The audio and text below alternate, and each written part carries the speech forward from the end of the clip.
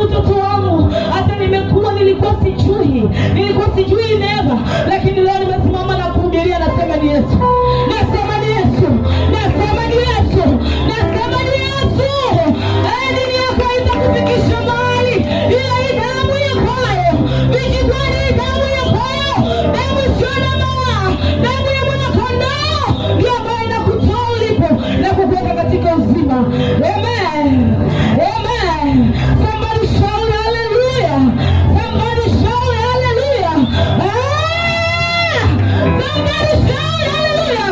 Sije kusikia sauti yako. Mtu mmoja aseme hallelujah. Mtu mmoja ainuke kwa miguu yake amshangilie Bwana. Mtu mmoja ainuke amshangilie Bwana. Maana wale waabudu halisi ndio Bwana anawataka.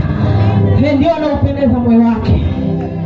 Nikwambie kwa kifupi, kama nilivyokuambia, mimi nilitoka huko, nilikuwa Msamaria tu, mtu wa makabila mengine.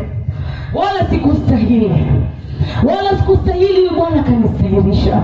Nikwambia kwamba katika udogo wangu nilitembea kwenye dhambi. Pasipo na Kristo Yesu hakuna uhai. Pasipo na Kristo Yesu hakuna nini? Kanisa hakuna nini? Vijibwani hakuna nini? Yoyote ambaye anasikia sauti, pasipo na Bwana hakuna uhai. Katika udogo wangu nilitembea katika njia zisizofaa, na hizo zikanikuza na kutembea nazo hata nilivyokuwa. Maana adui anatafuta wewe mtoto mdogo aingize aliyo yake. Kama hujakaa kuingiza ya Kristo ndani yake, yeye ataingiza aliyo yake. Amen. Katika likizo ndogo miaka hiyo, nilikuwa darasa la 6. Nikatembea kwa ndugu huko, nikaenda kula likizo. Lakini katika kutembea huko, angalia unampeleka wapi mtoto wako? Angalia yule mtu mwenye neema.